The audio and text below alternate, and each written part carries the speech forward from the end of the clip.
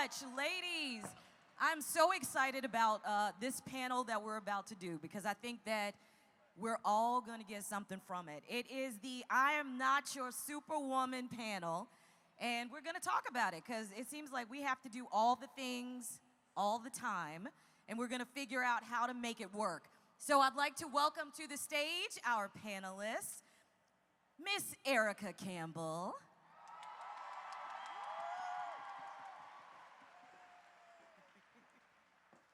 Welcome. Hello, hello, everybody.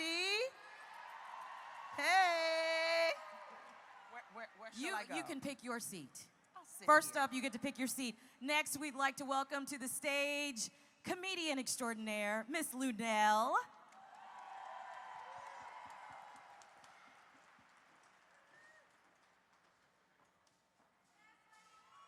Yes, okay.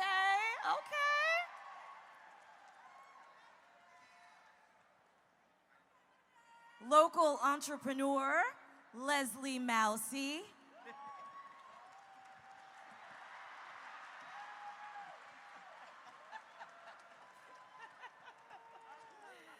And I'd like to welcome Miss Katie A. Lawson.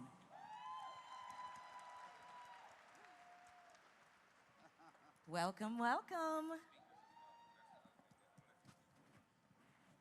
I know they didn't make these stools for those of us that are vertically challenged. At all. So let's talk about it. We're all women that have families and careers, and we have to do all of the things and make it work. I want to start out by talking about something that a lot of people don't like to talk about, and that's money. So, what advice, ladies, would you give when it comes to getting the salary that you want? And why is it so taboo for us to talk about money and talk about salaries? I think most of us are afraid because we don't want anybody to ask us for it. So we feel like if I tell you what I'm making, you're going to ask me for some money. That's right. So I'd rather let you think I'm not making none so you don't ask me for none. But I think that when you understand where the numbers are, it'll let you know what to ask for, what's too high, what's too low. I've had many people who were applying for jobs with me, and they literally bid themselves out of the game because they think I'm Beyonce. I ain't got Beyonce money yet. So a lot of times knowing those numbers gives you a realistic perspective of what you should be asking for depending on what you're bringing to, the table. I agree, Erica. Do your research. If you're going to demand a salary from a specific employer, do your research. Find out what the median salary is for your position. And I know as Use your mic a little better. She says she can't hear up there.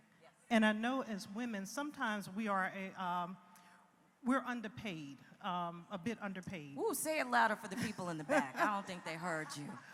As women, we are underpaid. Most employers give us probably 2/3 or sometimes 1/3 of what a man would make. Know your worth. Demand what you're worth. Do your research and demand it. Because 9 times out of 10, they need you. That employer needs you. For them to make an offer to you, they want something, a certain skill set that you have. That's good, that's good. I would add not only to do your research and know your worth, but know what you bring to the table. Yes. And so while you're going after those positions, make sure that you're investing in yourself and building your own skills. And then you tell them what you bring to the table. That's you right. know what the median is, you know what their starting number is. Put a little bit on top because you've invested in yourself, you've invested money, and you know that they're going to get something more than just status quo, because we are not status quo. Can I add something? I think a lot of times black women are trained, and I think our moms and grandmothers and aunts do this, do as much as you can, do the most, and then you get this little, and you keep doing the most thinking that they're going to value it. We do it in work, we do it in relationships. I'm gonna do everything. I'm gonna overdo everything, and then you get nothing in return. Just give them what they ask for, and then maybe a little bit more, and so they appreciate you, so then you're paid for all the extra you do. Good. You can't do everybody's job. I know some people, they do their job, his job, her, everybody. Now, okay, now pay me more. Nope, you just get the check you get, and you're mad. They didn't ask you to do all of that. Add a little bit more, and then earn the rest. Let them earn the rest. I'm very pleased to be on this panel with such articulate and beautiful women. Come on, Miss Luenell. But I would like to, at this time, speak to the regular street people.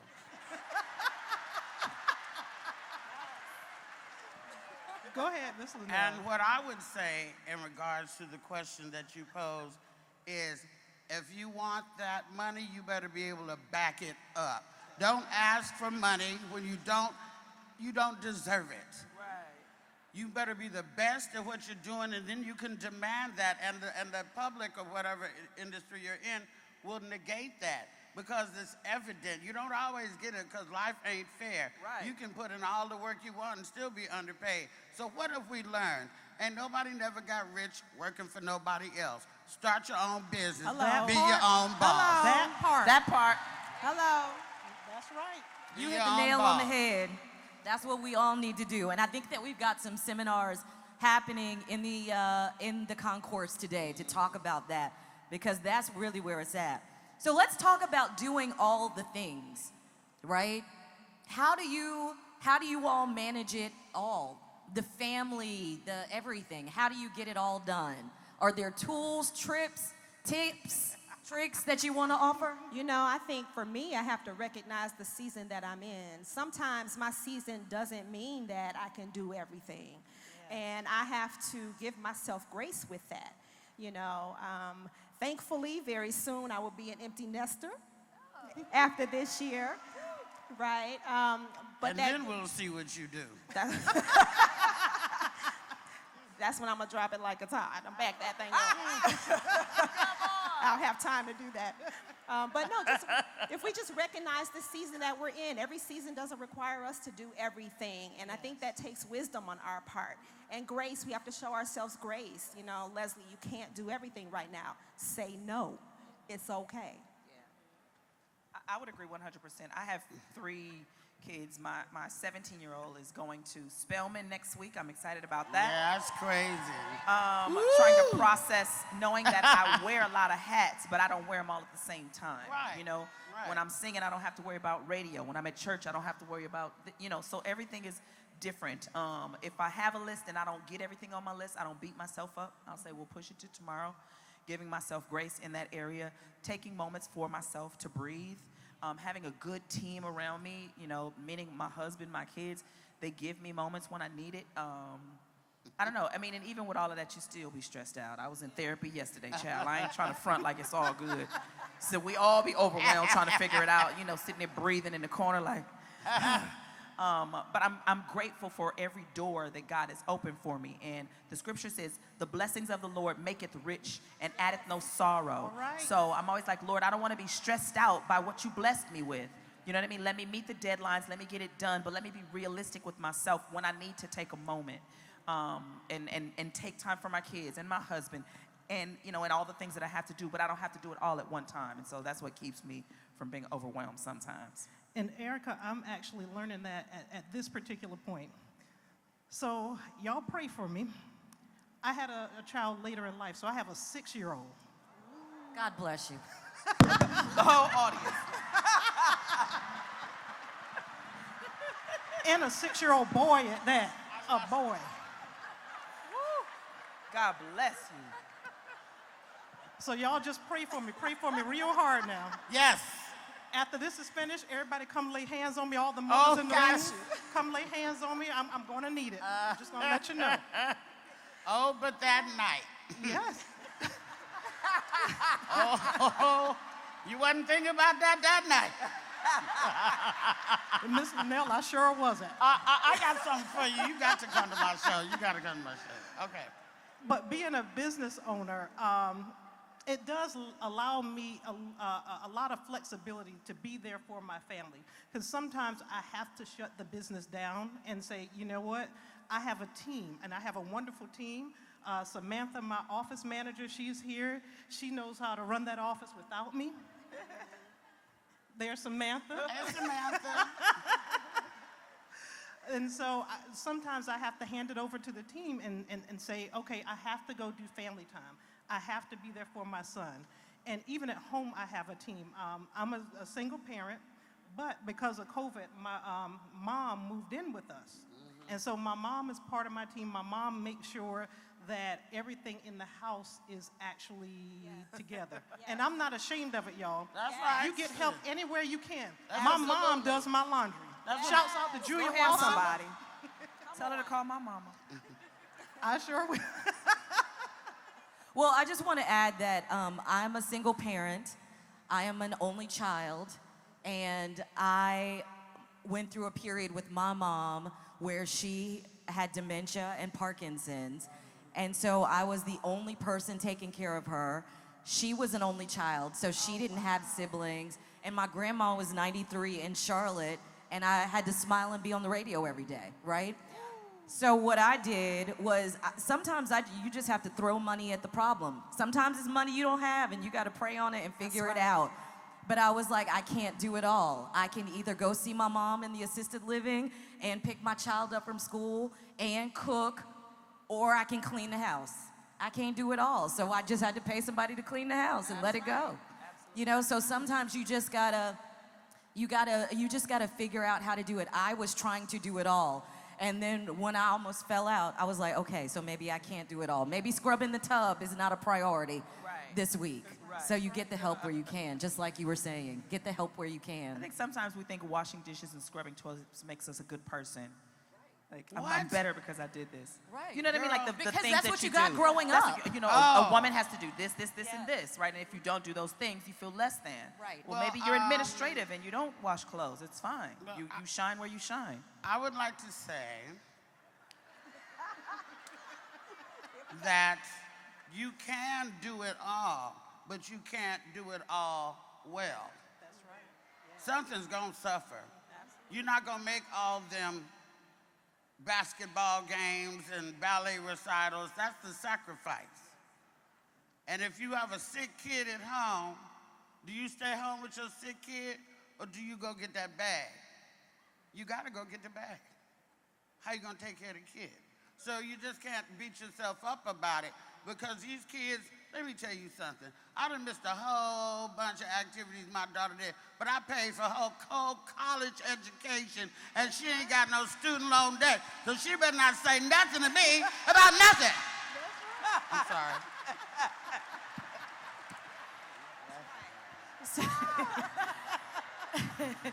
So we have some ladies here today that want to know when is the right time to walk away from that 9 to 5? Can anybody speak on that? How do you know when this is the right time to take that leap of faith, to make that jump? I know you got something to say. Can I start, let me start this out. Let me just start this real quick and get this out of the way and y'all can do your thing. I don't think you should ever quit a job to pursue your dream. Never. But if you get laid off or if you get fired, that's the time to put your foot down and figure out how to never have to go back. That's what I feel. Don't quit. No, don't You quit. gotta finance the dream. The dream costs. Don't quit. But if you get fired or you get laid off, what do you got to lose if you put 8 hours into what you want to do instead of 8 hours into what somebody else wants you to do? What do you think, Leslie? So I agree with Miss Luenell. Part of my journey as an entrepreneur, I was also a full-time educator. I was assistant principal at Jordan High School in Durham, North Carolina. Woo, woo. Go Shout out to all the Falcons. educators. Go Falcon Falcons. Pride. Yes. But I stepped away from education, a complete leap of faith in 2016. And for me, it was the reasons were layered. I had felt in my everyday journey, going in, that it was getting harder and harder and harder. I saw younger teachers coming in who had the energy. I had 2 teenagers at home whose homework wasn't getting done, right? And they were asking questions about sex and all that. That meant somebody had to be home, right? And then also, my marriage took a turn for the worse in 2015. And I found out, my husband confessed that he had had a child. So I had to look at my life. I had to look at my life, Miss Luenell, and I had to decide if it was time for me to go for my dreams at this point. I had been there for everyone else and supported That's him and right. supported the kids. That's And right. in 2016, I left. I was like, bump it. I'm Out. doing me. I'm out. And I haven't looked back since. God has added the increase. My business has been wonderful. He's given me a testimony. That's right. And you know what? God will carry you. So just know when it's your time, but sometimes you do have to finance that dream with your 9 to 5 for a period of time. All right, all right. I would say when the joy is gone. Yeah. When the joy is gone and and you're stressed out and you're overwhelmed, Yes. and you got to sit on the side of the bed for 10 minutes before you get up or take a deep breath before you even walk in the building, I think it's time to reconsider something else, because I don't think That's that right. God wants us to live a joyless Yeah. life, and many of us live very Yeah. joyless Yeah. lives because we have to. Oh, you gotta make It me should be cry. some. Luenell, you are crazy. Ooh. How do we as a community prepare our kids for the future? What have you all done to prepare your kids from the future that you can share with us today? So I have a funny story. So I have a 6-year-old, and I've had my business since before he was born. So one day he was at a summer camp, and I went in and I talked to the counselors, and they're like, yeah, he walks in like he owns the place, like he's a little CEO. Instantly, I was like, oh my God, I got to teach my son to be humble. Why does he walk around like that? But then a friend of mine pointed out, she said that, look at this. This is the only thing that he knows. He sees that his mother owns a business. He sees that his mother is a boss. Yeah. And so do not snuff that out in him. Let him walk around and let him know that this is the norm instead of the exception. So I want to prepare him to the point that he knows that, okay, I can have that ambition, that drive to go out and work for myself and make my own success, make my own money, and not have to rely on a 9 to 5. Yeah, that's right. So I think it's important that we let our kids see us in these roles. So they know that there is, that they can see people that look like them, that are succeeding in their own businesses and not taking any handouts from anyone else. You know what's blowing my mind is that it's always the little meek, sweet ones, right? This was the one with the 6-year-old. You would think a freak like me would be out here with a 6-year-old, but this is the one. It's her. That's the one. And I'm gonna take this opportunity, because they told me that I could, to let y'all know that I'm not only here to support the women's empowerment movement, but I'm also doing shows in town. I did 2 last night. I got 2 tonight and 1 tomorrow at Good Nights Comedy Club, and they're closing the doors. I'm the last comic to be there. So get your tickets and come out and see me what I really do at night. Not what I do, huh? Miss Luenell, not what I do, huh? No, we know what, listen, you don't fool me. I've just been laughing, because I got material about that. Oh, I hope you come. Please, you guys are all invited. All y'all is invited tonight. Be my guest. Let me know. I got something for you. Erica, how are you preparing yours for the future? I literally took my kids out of public school and put them in homeschool. Oh, yes. And the homeschool is run by African Americans, backed by lawyers who understand that our educational system had holes in it. Absolutely. I won't say it's bad, because many people have succeeded, from public school like me. But I made sure this school had classes on financial literacy, that they had classes on real American history, not just the Right, white that version of part. history. That part. Science and math and things like that. I make my kids a part of what I do. So my kids have been on stage with me. My daughter is starting to sing now, so she has her accounts, and she's rehearsing now because she has a show before she leaves to go off for college. And so just allowing them to see what it takes, and they see that I'm tired. And so when they're like, Mommy, I want you to be home, and I tell them, I said, when we go to Disneyland and Magic Mountain and all these places, it's because Mommy's working. So don't get mad at the work and then be happy about the money and getting to do all that you have to do. So I try to really teach them the balance of respecting my work and knowing that they can do it too. I'm preparing them to be in the public. Maybe not like me, but to be bold in speaking, you know, with what they do, with understanding negotiation, with understanding that you don't get what you're worth, you get what you negotiate. Knowing how to speak up. I let them work things out. I don't always jump in because I need them to learn their voice at a young age. I think a lot of times in parenting, we don't prepare them because we do everything for them, depending on what we were lacking when we grew up. You know, well, I'm not going to make my kids. We had to learn that. We had to learn it, right? So I make them know, y'all work it out. I don't want to, if you mad and you mad, y'all work it out. Learn to communicate, learn to resolve, you know, things like that. So managing their little money, you know, my kids be too happy to tell their cousins, and some of their cousins got sticky fingers. And I said, well, yep, you learn it early that people will steal. Put your money away. You know, so it's practical things that I'm trying to teach them to be prepared so they understand that you can't trust everybody. It's just little lessons along the way, things that I learned. My mother didn't do everything for us. Like when it was time for us to make life decisions, once I was like 17, 18, she would say things like, I don't know if you should do that. She would never say, don't do it, because you know how kids do if you say don't do it. She'd go, I don't know if that's a good decision. She immediately put it on me. Like, she made me think about what I was going to do. And most times if mama said, I don't think you should do that, I'd be like, Jesus is coming back. I ain't going to the party, y'all. So, you know, just trying to empower them, even at their young age, to speak up, use their voice, know that there's value, know that things will be difficult, but know that God is with them every step of the way. That's good. That's good.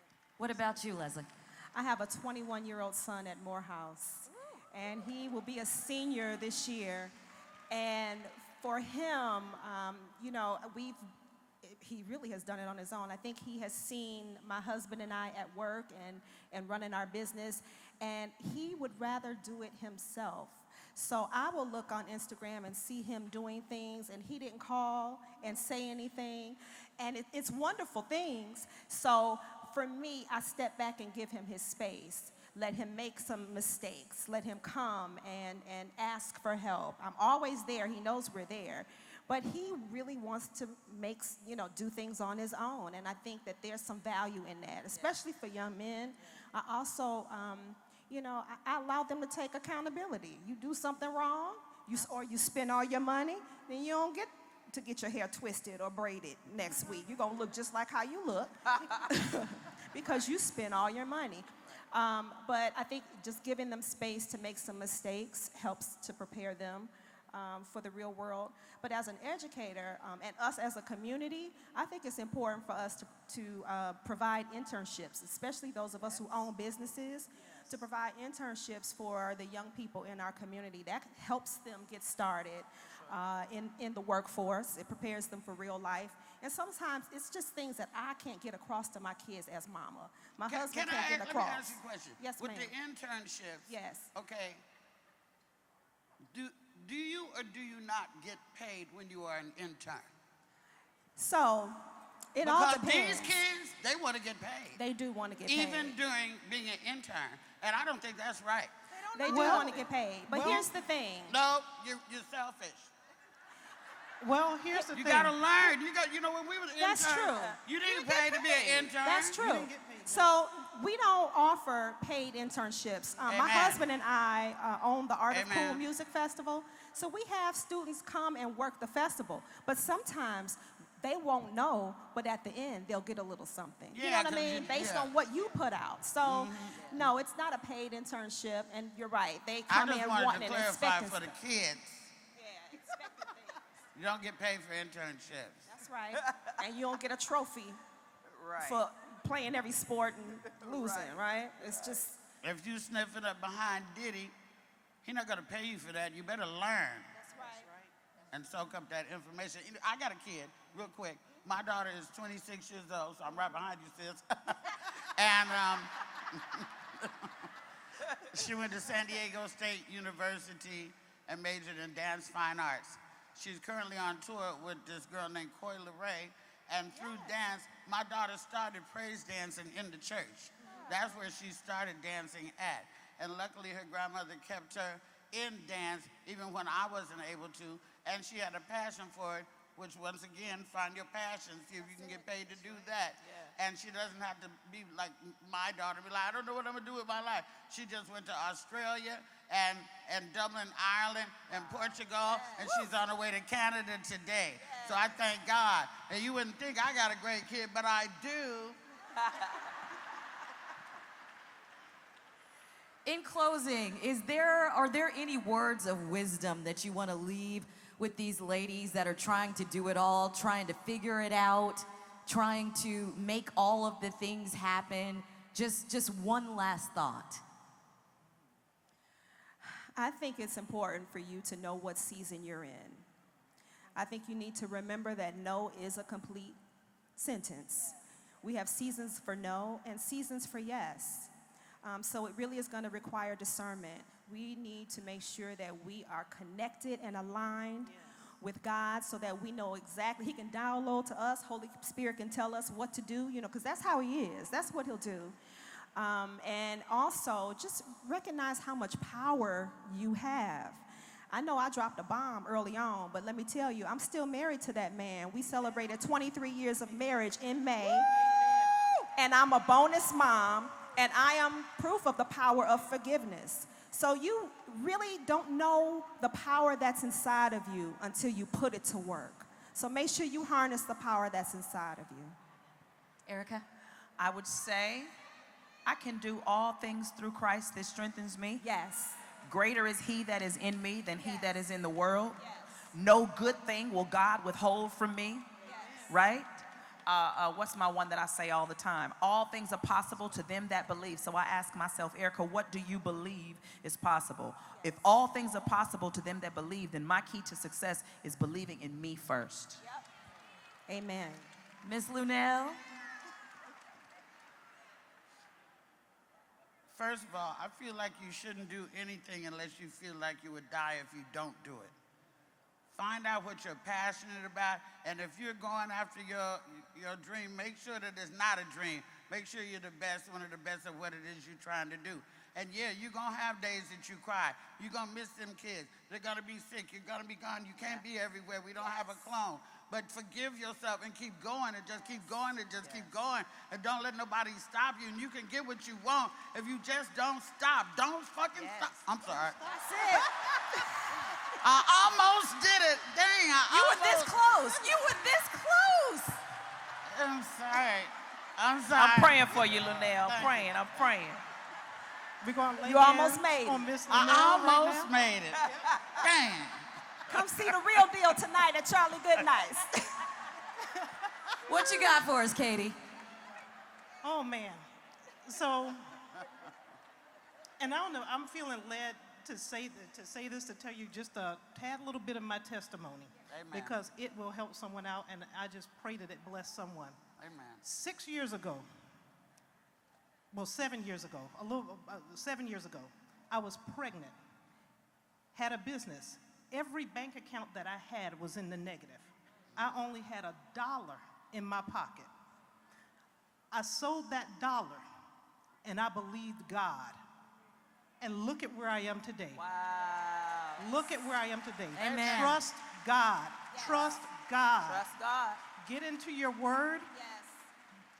Trust God. Know that word. Get into your word and use that word in your everyday life. It will bless you and it will change your life.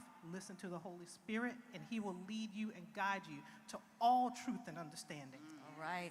Thank you, ladies, so much for Thank offering you. your time and your advice. Ladies, give it up for our panel.